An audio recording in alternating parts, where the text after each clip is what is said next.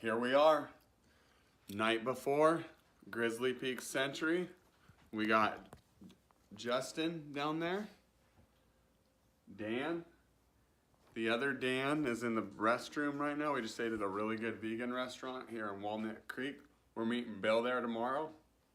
So I'll do a video for you guys, and new bike coming sometime, maybe next week, the week after, the Giant Propel Advanced Pro. So I'll do a review on that, a couple reviews, give you guys a weight. Nobody has an official weight for the size large yet, not even on the Japanese site. So anyway, look for that. We'll see you guys at the ride in the morning. Here we are. Here we are. Got Dan boy, myself, big dog Justin. Did you just flip me off, bro? Huh? We're loading the bikes up.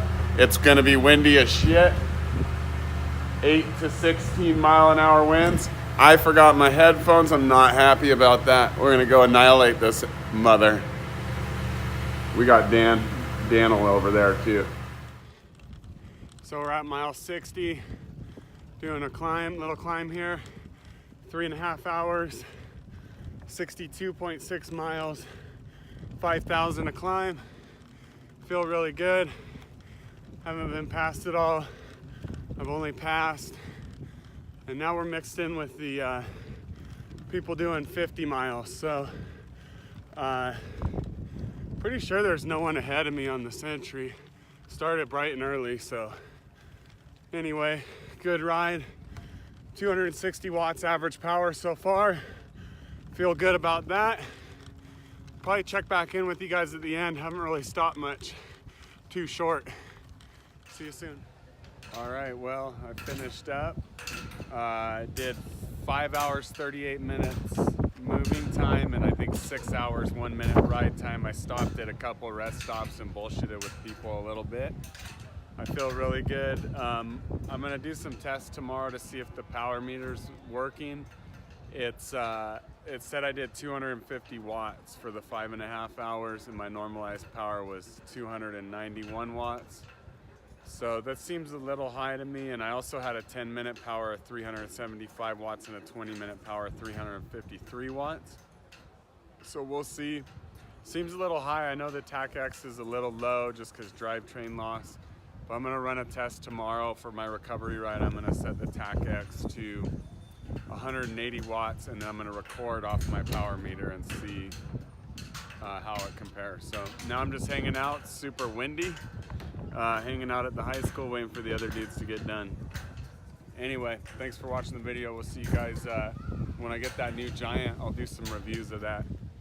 So this is what we do when we're addicted to bikes. It's about 9 o'clock. Just got back from the Grizzly Peaks, and I was worried that that power meter was reading wrong. It said I averaged 250 watts for 5 hours, 38 minutes, which is huge. So come to find out, what I did is I had Zwift control my TACX trainer, and I said to Zwift, hold the TACX at 170 watts based on what the TACX is putting out. And so I held that at 170 watts on Zwift. I recorded data from the new power meter, which is now in a box, and ran it for a couple minutes, and it ran,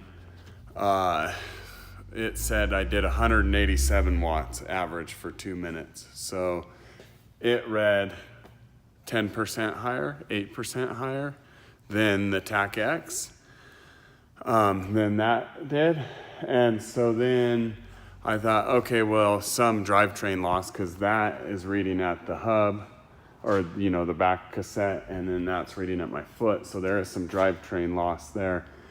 So then what I did is I threw my old Gen 1 on, that's the old meter. I ran the exact same test, and told Zwift, control the trainer at 170 watts, recorded the data on the Garmin with that meter, and it recorded 170 watts average exactly. So they match. There's probably a 1 to 2% drivetrain loss. Bicycle's extremely efficient. So that means today that power meter recorded roughly probably 7 to 10% higher. So I actually didn't average 250 watts. Today I averaged 225 watts.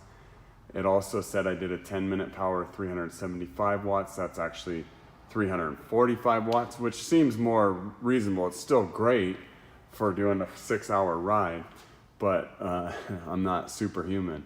And then the 20-minute power that was 353 watts would actually have been 315 watts instead of 350, because 10% off, 35 from 350, so about 315 watts. So anyway,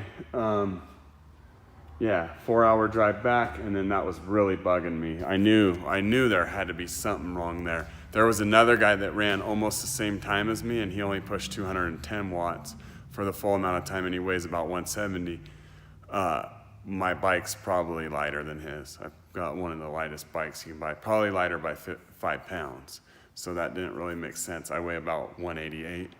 So then it was bugging me. So now I can go home. I can return that other meter, the Gen 3. The whole reason I bought the Gen 3 is I was losing connection to my Garmin with the Gen 1 and Gen 2 that I have. So I'll go home. I'm going to return the Garmin. When I get the new Gen 3 in, hopefully they still have some of those. It's a good deal. It's like $320 for a Shimano 105 Gen 3, which I'll just run it with my Ultegra Di2. It's one crank arm. Who cares if it's 105 at that price? Anyway, I'll return that, sleep easy, still happy with the Sentry, and now the video's over. Hope you guys enjoyed it. Talk to you later.